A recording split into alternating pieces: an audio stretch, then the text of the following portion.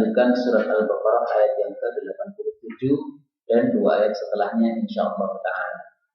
A'udzu billahi as-sami'il 'alim minasy syaithanir rajim. أولئك الذين اشتروا الحياة الدنيا بالآخرة فلا يخفف عنهم العذاب ولا هم ينصرون ولقد آتينا موسى الكتاب وقفينا من بعده بالرسل وآتينا عيسى ابن مريم البينات وأيدناه بروح القدس أفكلما جاءكم رسول بما لا تهوى أنفسكم استكبرتم ففريقا كذبتم وفريقا تقتلون وقالوا قلوبنا غلف بل لعنهم الله بكفرهم فقليلا ما يؤمنون.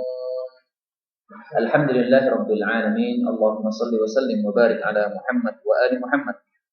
Allahumma arhamna bil Qur'an waj'alhu lana imama wa hudaw wa nuran wa rahmah wa dhakkirna minhu ma nusina wa 'allimna minhu ma jahilna warzuqna tilawatahu ana al-laili wan nahar waj'alhu lana hujjatan ya rabbal alamin.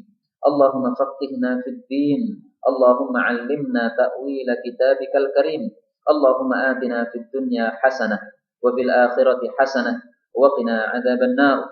Ya muqallibal qulubi tsabbit qulubana ala dinik wa ya musarrifal qulubi sarrif qulubana ila ta'atik.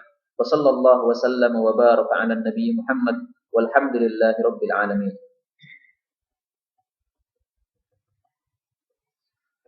Terakhir yang kita baca ternyata adalah surat Al-Baqarah ayat yang ke-85.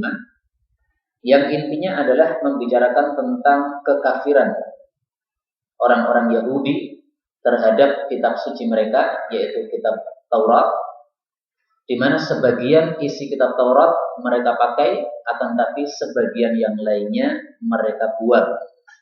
Sehingga mereka mengambil apa yang cocok terhadap hati mereka saja. Sementara yang tidak dicocoki, maka mereka mengkafirinya. Nah, Allah Subhanahu wa taala menegaskan bahwa orang yang bersikap seperti itu adalah fama jazaa'u man yaf'alu dzalika minkum illa khizyun fil hayatid dunya wa yaumal qiyamati yuradduna ila asyaddil 'adzab. Yang dimaksud adalah neraka, dan ini menunjukkan bahwa orang yang mengkafiri sebagian isi kitab suci Al-Qur'an untuk kita umat Islam, atau Taurat untuk orang-orang terdahulu, atau Injil untuk orang-orang sebelumnya, orang-orang terdahulu, maka itu adalah kekafiran yang sangat jelas. Jadi mengimani sebagian itu tidak dianggap oleh Allah Subhanahu wa taala.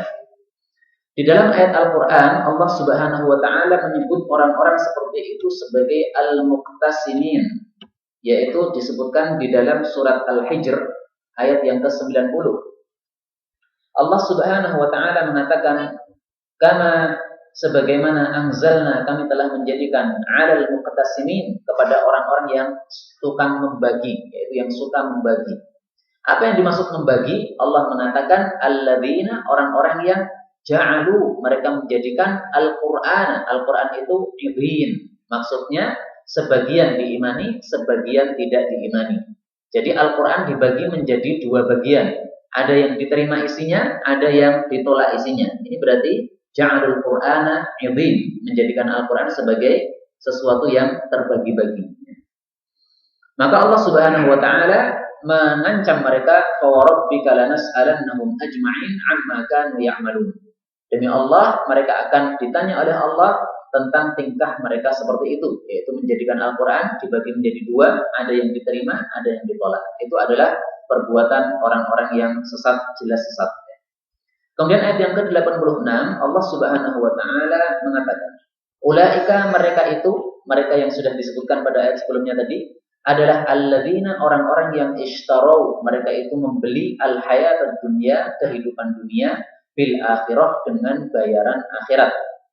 Fala, maka tidaklah yukhaffafu, diringankan, anhum, dari mereka, al-adabu, siksaan, maksudnya siksaan di neraka, wala, dan tidak pula hum, mereka itu yunsarun, mereka ditolong dari siksaan Allah Subhanahu wa taala. Ayat ini mengisyaratkan bahwasanya orang yang melakukan tingkah yang sudah disebutkan ayat sebelumnya tadi, itu adalah orang yang kafir murtad. Jadi Al-Quran yang 30 juz diambil sebagian, ditolak sebagian. Ini kafir murtad. Meskipun dia mengambil sebagiannya. 29 juz dia ambil, dia terima. Tapi 1 juz dia tolak. Atau seluruh ayatnya dia terima, tapi 1 ayat saja yang dia menolaknya. Mengatakan sholat itu tidak wajib bagi kita karena kita dalam kondisi sedang lemah misalnya. Mengatakan sholat tidak wajib padahal sudah disebutkan di dalam Al-Quran sholat itu wajib, maka ini kafir murtad meskipun dia sudah membayarkan zakat, melakukan puasa dan sebagainya. Dari mana kita ketahui bahwasanya ayat ini mengisyaratkan kemurtadan mereka? Dari 2 kalimat di dalam ayat ini. Kalimat yang pertama Allah mengatakan fala yukhaffafu anhumul adzab. Siksaan itu tidak akan diringankan dari mereka. Nah, ini mengisyaratkan bahwa mereka itu kekal di dalam neraka. Karena kalau orang itu tidak kekal di dalam neraka, maka siksaannya bisa diringankan oleh Allah Subhanahu wa taala.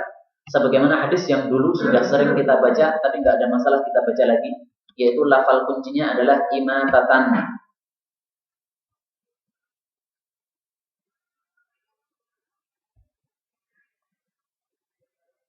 Nasun, kata Nabi Shallallahu Alaihi Wasallam, ada beberapa manusia yang dimaksud adalah orang-orang Muslim, tapi yang mempunyai dosa.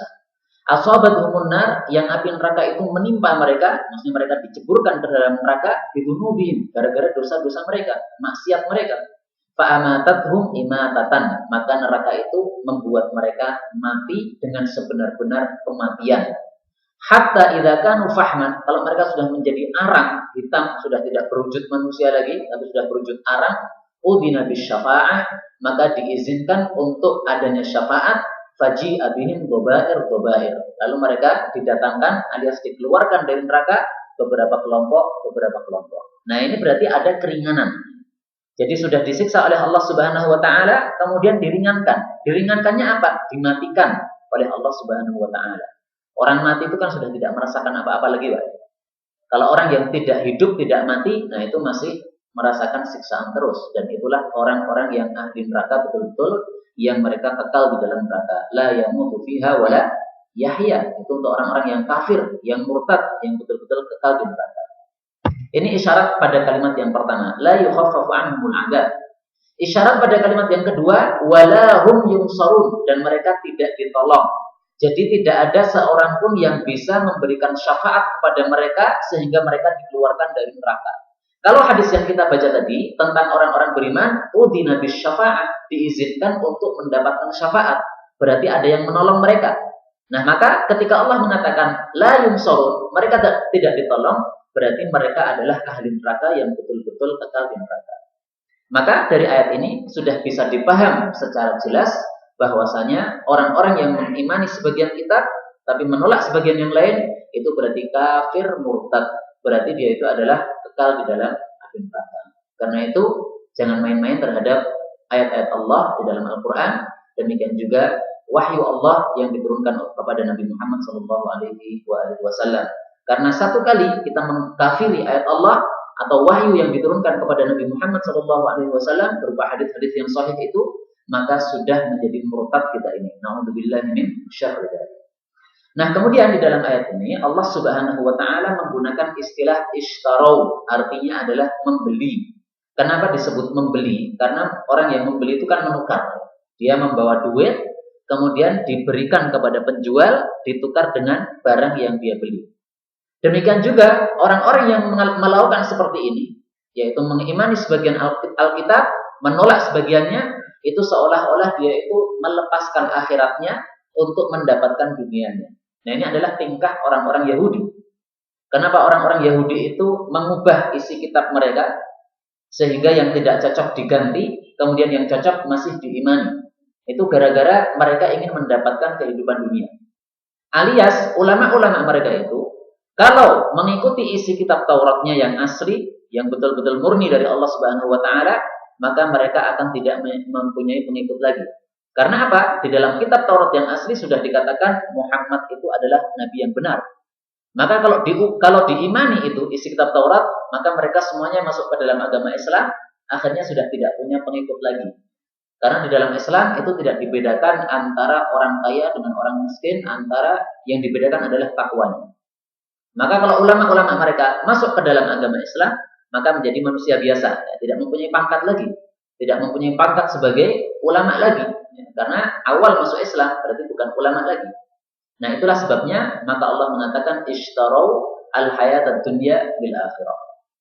Bahwasanya ulama-ulama Yahudi mengubah isi kitab Taurat itu dijelaskan oleh Nabi Shallallahu Alaihi Wasallam dalam hadis yang sahih.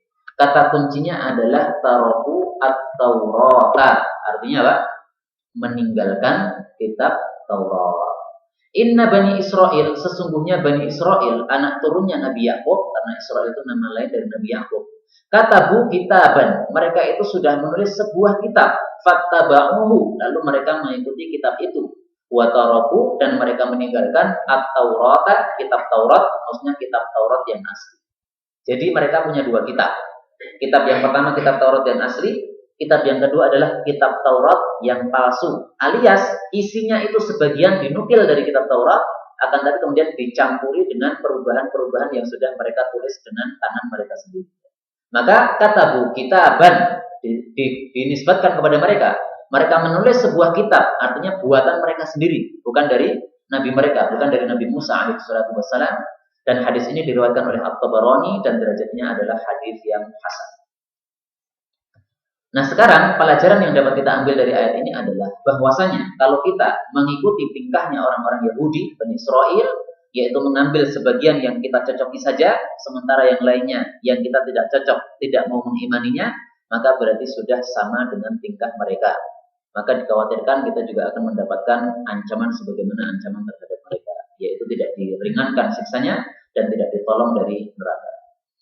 Allah Subhanahu wa taala kemudian menegaskan bahwasanya kitab Taurat yang asli itu sudah diturunkan kepada Nabi Musa. Maka Allah katakan walaqad dan sungguh-sungguh ataina, kami telah memberikan Musa kepada Nabi Musa al-kitab, akan kitab itu, yaitu apa? Taurat.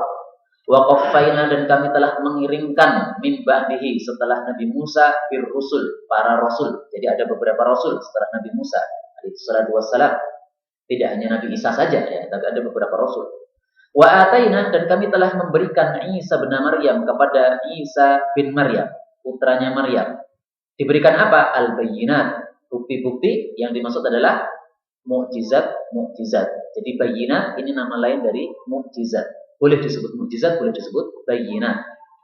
Wa ayyadnahu, dan kami menguatkan Nabi Isa bi Ruhil Qudus, dengan Ruhul Qudus. Ini adalah nama lain dari siapa? Malaikat Jibril. Ya, jadi malaikat Jibril itu mempunyai kedudukan khusus sehingga mempunyai nama Ruhul Qudus. Afakullama, maka apakah setiap kali ja'akum, datang kepada kalian rasulun, seorang utusan, bima, dengan apa-apa yang la tahwa, tidak menghendaki, anfusukum, jiwa-jiwa kalian, istakbartum, kalian itu sombong, yaitu menolaknya. Fafariqon, lalu sebagian kadzabtum, kalian dustakan, wa fariqon, dan sebagian lagi takfurun, kalian bantai. Allah Subhanahu wa taala menegaskan dalam ayat ini bahwasanya betul-betul kitab Taurat itu diturunkan kepada Nabi Musa, betul-betul kitab Injil dan juga mukjizat-mukjizatnya itu diturunkan kepada Nabi Isa alaihi salatu wassalam. Akan tapi meskipun sudah jelas bahwasanya kitab Taurat itu betul dari Allah, Injil itu betul dari Allah karena sudah dibuktikan dengan al-bayyinat, ya. Akan tapi orang-orang Bani Israel tetap saja mereka mengambil yang dikehendaki saja. Yang hatinya cocok diambil, yang tidak cocok ditolak dan dibuang. Nah, sikap seperti ini kalau dilakukan oleh umat Islam, berarti umat Islam sudah menyerupai dengan tingkahnya orang-orang Yahudi, maka berhak juga mendapatkan ancaman terhadap mereka pula. Ancaman yang sudah diancamkan oleh Allah kepada mereka. Karena itu sikapnya orang yang beriman itu adalah mengikuti apa yang ada di dalam Al-Quran dan As-Sunnah. Apa yang ada di dalam Al-Quran dan Sunnah Nabi Shallallahu Alaihi Wasallam, meskipun hatinya nggak cocok.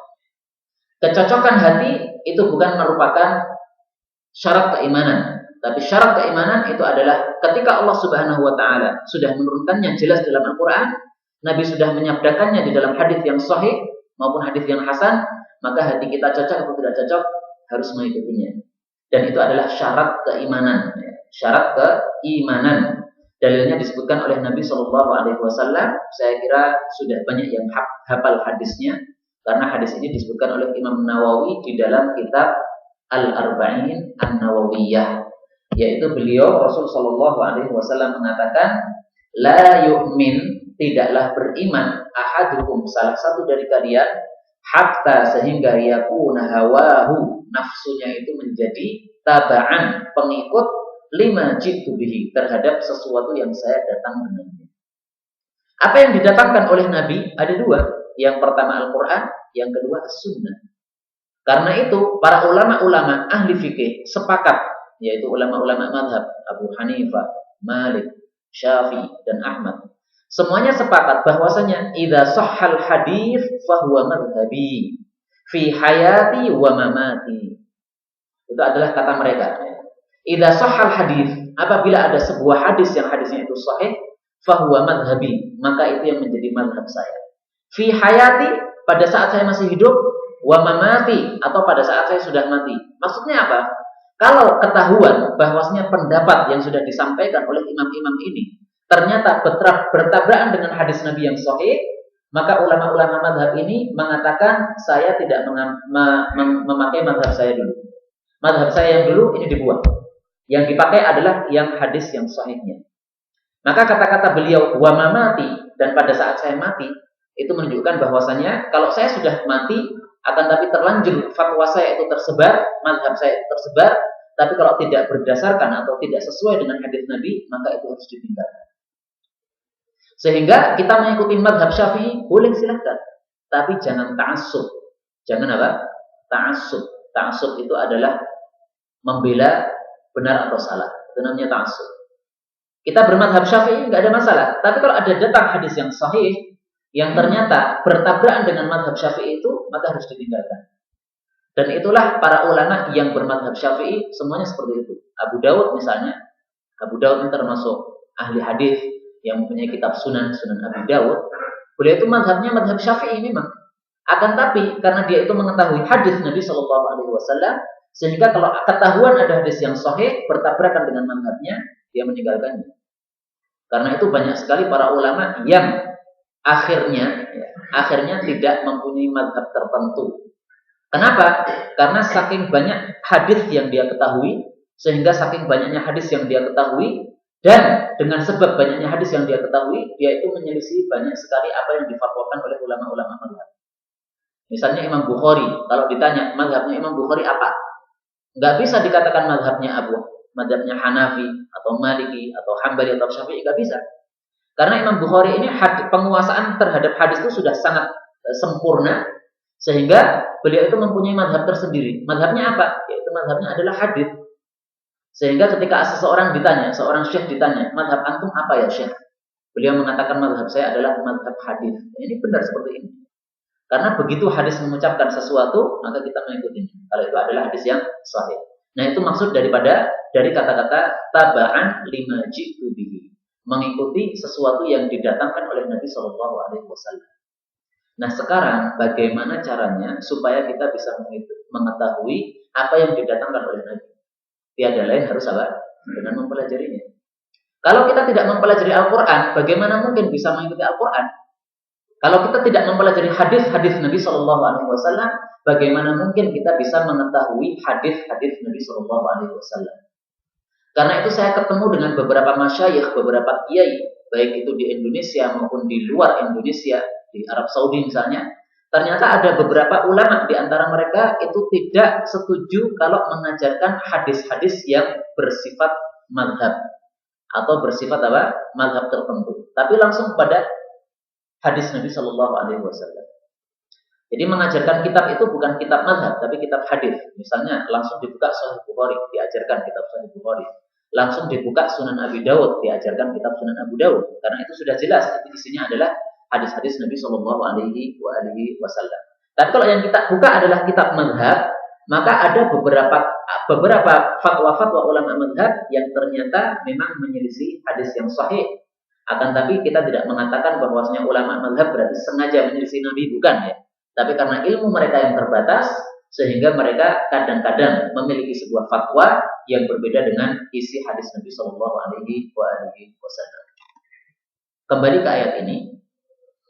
Ayat ini ada beberapa masalah dan ada beberapa pelajaran yang dapat kita ambil. Yang pertama, di sini Allah mengatakan ataina Musal kitab. Tidak disebutkan kitab ini adalah kitab apa. Kita semuanya mengatakan kitab ini adalah kitab Taurat. Tapi kalau kita tanya apa dalilnya? Nah, ini perlu kita sampaikan dalilnya. Dalilnya ada di dalam Sahih Al-Bukhari. Kata kuncinya adalah kita tulis Musa di atasnya, kemudian kita tulis At-Taurat di bawahnya. Maka akan muncul hadisnya insyaallah taala. Riwayat Imam Bukhari. Bahkan juga Imam Muslim meriwayatkannya. Nah, di sini diterangkan tentang debatnya Nabi Adam dengan Nabi Musa alaihissalatu wassalam. Nabi Musa mengatakan kepada Nabi Adam, "Wahai Adam, engkau itu kan yang sudah diciptakan oleh Allah dengan tangannya Allah. Allah itu sudah meniupkan padamu rohnya Allah. Allah itu menjadikan kamu sudah bersujud kepadamu para malaikat. Kemudian Allah sudah menempatkan kamu di dalam jannah. Tapi gara-gara kamu, kita semuanya, anak turun kamu, itu keluar dari jannah.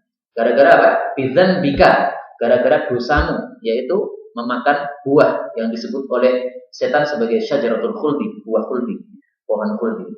Maka dibantah, maka ditegur oleh Nabi Musa alaihissalam. Maka Nabi Adam yang bapak ini menegur kepada anaknya, Nabi Musa, ya Musa, wahai Musa, antal ladzi istafaka Allah bi risalatihi wa bi kalamihi.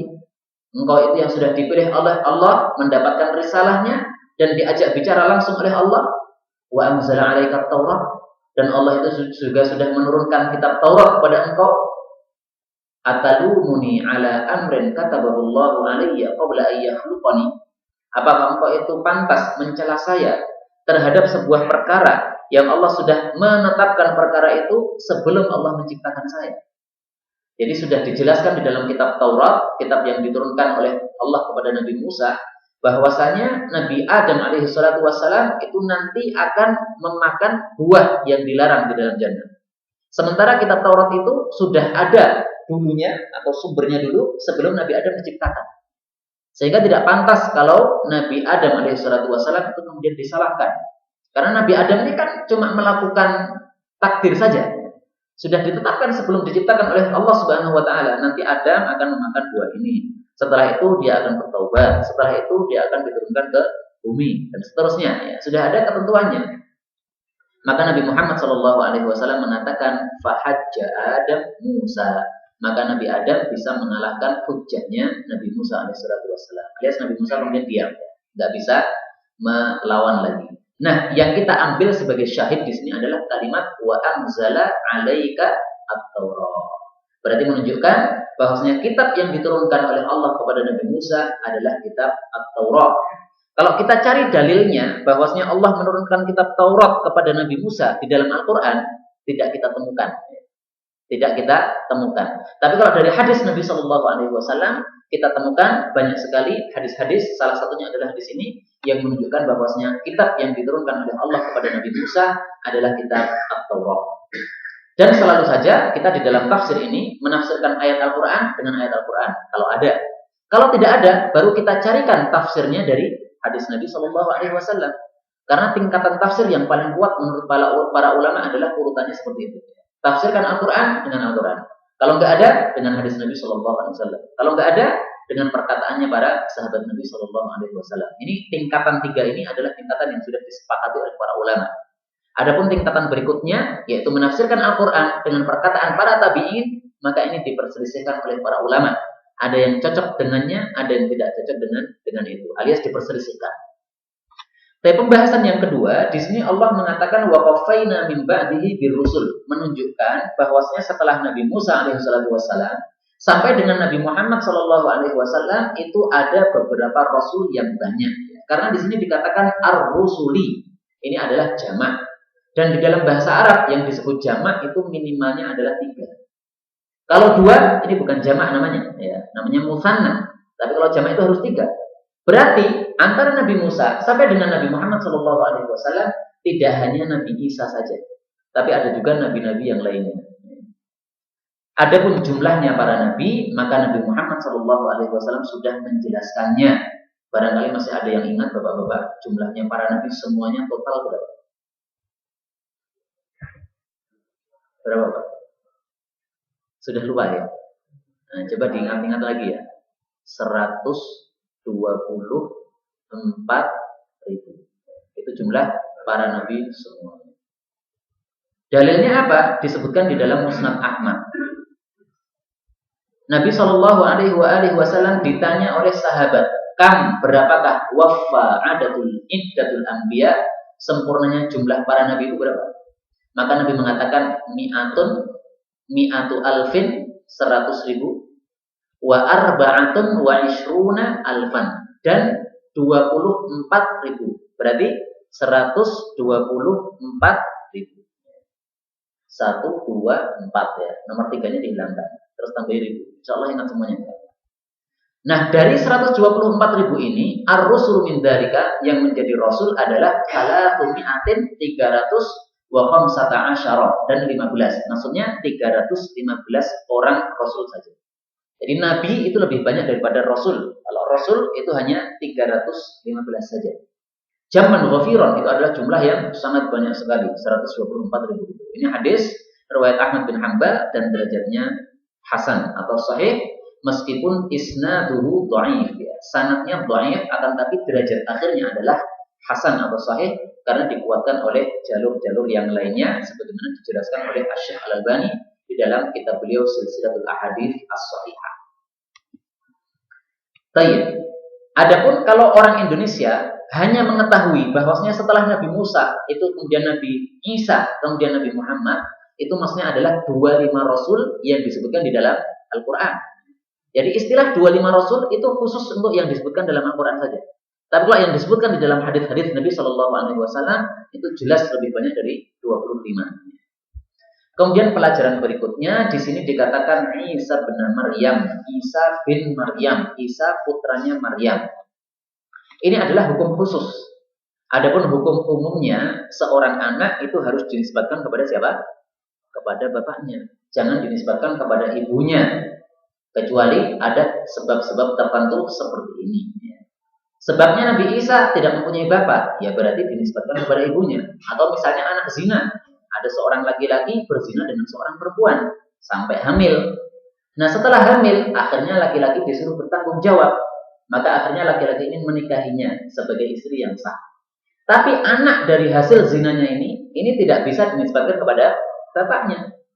Karena kalau dinisbatkan kepada bapaknya, berarti kita melegalkan perzinahan yang sudah dilakukan sebelumnya. Loh, tapi kan maninya dari bapak itu. Iya, betul, maninya dari bapak itu. Akan tapi Nabi sudah mengatakan laisa li'irqin dhalimin haqqun. Sebuah urat yang zalim tidak mempunyai hak.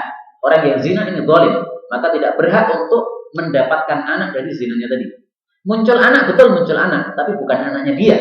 Karena apa? Dia sudah berbuat zalim. Walil akhiril hajar, kata Nabi. Orang yang berzina itu hanya berhak mendapatkan batu alias dirajam. Tidak berhak mendapatkan anaknya ini. Walil akhir al hajar. Maka dalam kondisi seperti ini, anak zina ini tadi, ini dinisbatkan kepada ibunya. Meskipun suaminya ini adalah kemudian menjadi suami yang sah. Adapun anak kedua, ketiga, dan seterusnya setelah pernikahan yang sah ini, maka bisa dinisbatkan kepada suaminya. Tapi anak pertama hasil zina tidak bisa dinisbatkan kepada suaminya. Wallahu ta'ala a'lam bis-shawab. Ada hadis yang menunjukkan bahwasanya kita nanti di akhirat akan dipanggil dengan nama kita plus nama bapak kita. Jadi misalnya nama saya Muhammad, bapak saya juga Muhammad. Nanti saya akan dipanggil ya Muhammad ibnu Muhammad. Gitu. Kalau Nabi Muhammad SAW akan dipanggil ya Muhammad ibni Abdillah. Dalilnya disebutkan di dalam Al-Jami' Shaghir, tapi hadisnya memang dhaif. Hanya boleh kita sebutkan untuk sekedar ibarat saja. Kata kuncinya adalah ahsinu asma'akum.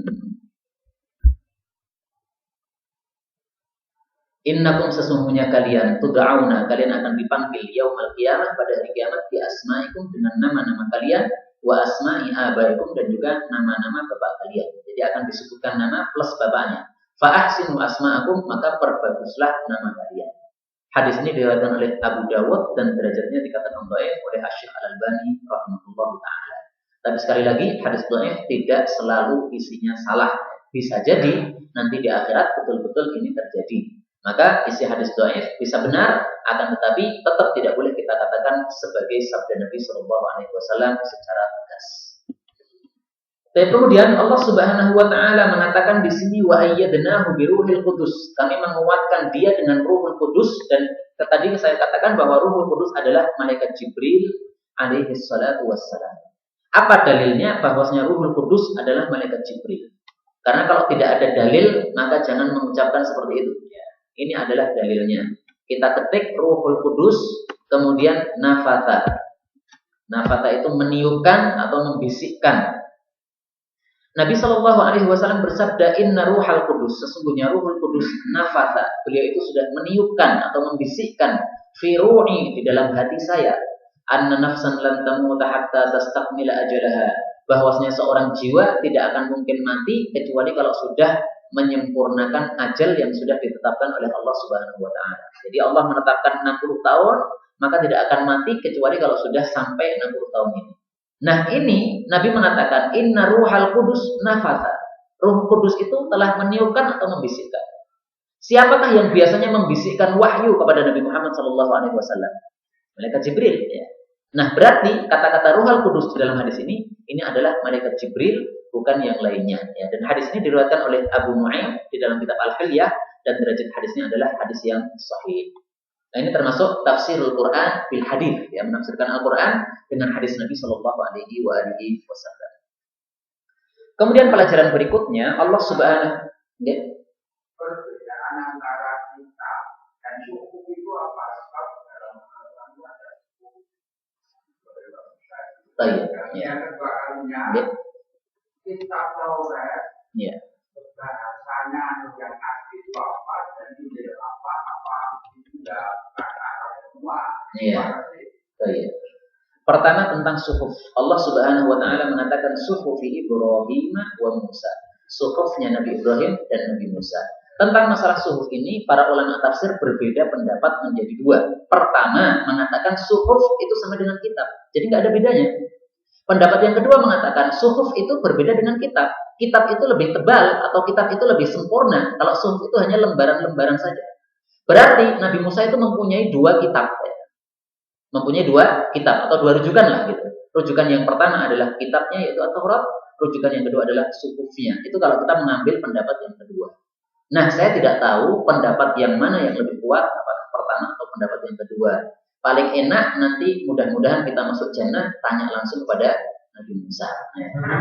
Iya, kan gitu kan? Iya. Kita berharap saja kita semuanya masuk ke dalam jannah dan bisa ketemu dengan beliau. Amin ya rabbal alamin. Nah, kemudian adapun bahasanya, maka yang saya tahu bahasa kitab Taurat itu adalah bukan bahasa Arab.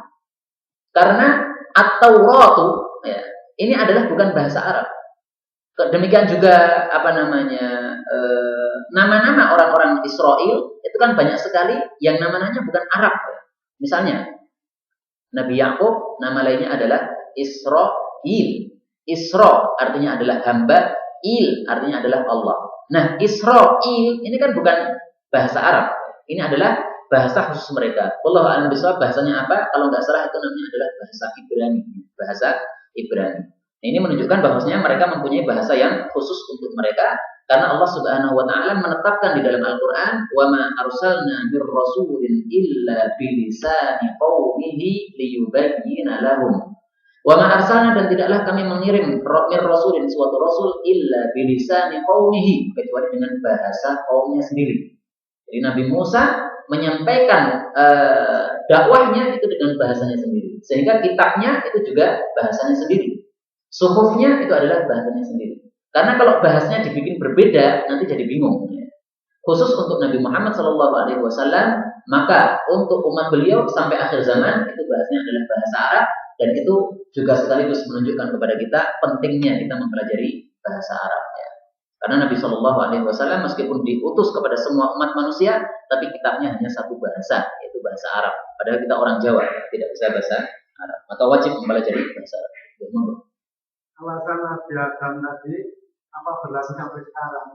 Masalahnya saya imam dan akhir itu tergantung saya tinggal mewajibkan. Iya. Baik. Pernah ada seorang ulama juga diajak dengan seperti ini. Jadi ada seorang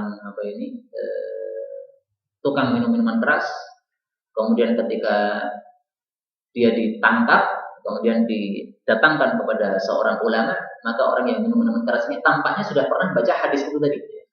Maka dia mengatakan, jangan menyalahkan saya, karena saya sekedar mengamalkan takdir saja. Allah itu sudah menakdirkan saya itu minum-minuman keras, maka jangan menyalahkan saya, salahkan takdirnya Allah Subhanahu Wa Taala. Maka akhirnya ulama ini kemudian mengambil pentong, dipukul dia, tung gitu. Kemudian ulama juga mengatakan, jangan menyalahkan saya, karena saya sudah ditakdirkan mentung kau. Maka kalau ada orang yang memakai hadisnya Nabi Adam tadi sampai sekarang, pentong aja Pak. Kemudian nanti kalau dia menyalahkan kita, bilang juga, jangan salahkan saya. Baik, wallahu a'lam bishawab. Kemudian pelajaran yang terakhir di sini Allah mengatakan istakbartum fa fariqan kadzdzabtum wa fariqan takdzibun. Kalian itu sombong ketika didatangi oleh seorang rasul. Sombongnya apa? Yaitu mendustakan sebagian rasul atau membunuh sebagian rasul. Dari sini bisa kita ambil kesimpulan bahwasanya yang namanya sombong itu adalah menolak kebenaran. Ada datang kebenaran didustakan. Ini sombong. Ada datang kebenaran, orang yang mendatangkan kebenaran dibunuh. Ini berarti sombong. Dan itu memang sudah ditetapkan oleh Nabi Shallallahu Alaihi Wasallam definisinya di dalam sebuah hadis yang sahih yang sangat terkenal, yaitu Nabi mengatakan al-kibru, yang disebut sombong adalah man, orang yang batarul haqqo, menolak kebenaran, wal ghamaqo, dan meremehkan an-nasa, manusia, meremehkan orang lain. Datang kebenaran nggak mau. Kita sudah disampaikan hadis sahih mengatakan seperti ini. Laki-laki itu pahanya termasuk aurat, tapi nekat saja. Sudah didatangkan hadis sahihnya, tapi masih nekat. Itu berarti orang yang sombong. Wanita sudah disebutkan auratnya, hadis sahih sudah dibacakan, tapi tetap nekat. Itu berarti sombong. Baik. Allah Subhanahu Wa Taala mengatakan, fafariqon kadzdzabtum. Sebagian rasul didustakan. Wa fariqon taqtulun, sebagian rasul dibunuh. Ini mengisyaratkan bahwasanya rasul itu dibagi dua. Ada rasul yang kalah sehingga dia dibunuh. Ada rasul yang menang, maka sehingga dia hanya bisa didustakan saja. Tidak bisa naik ke derajat berikutnya. Mendustakan lalu membunuh, tidak bisa.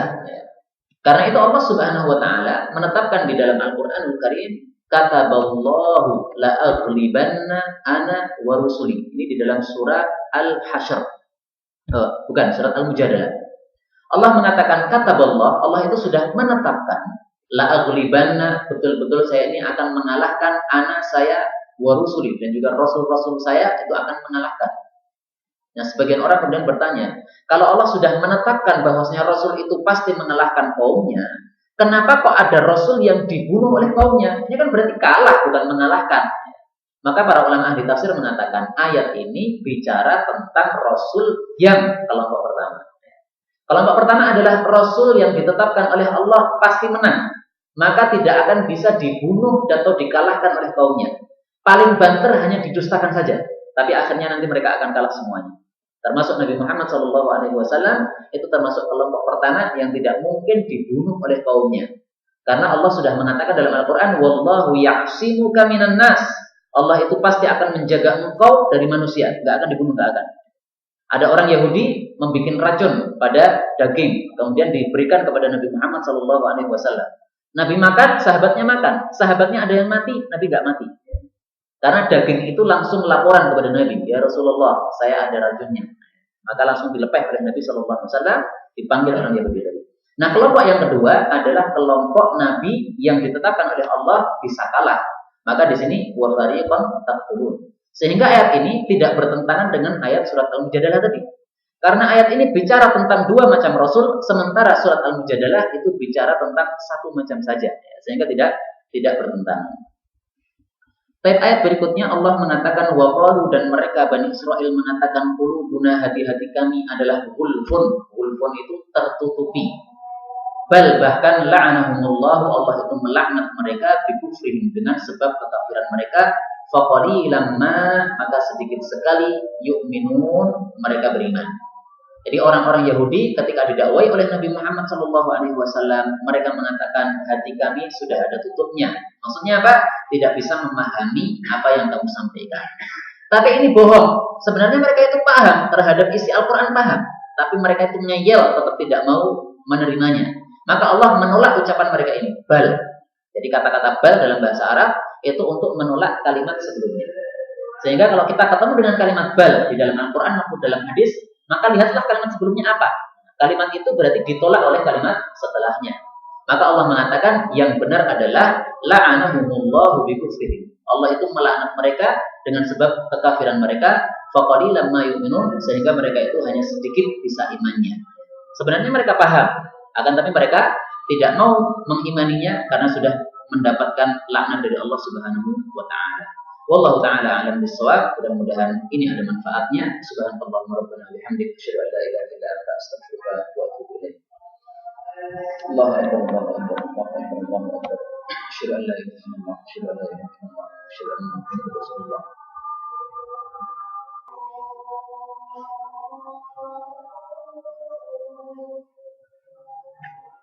Asyhadu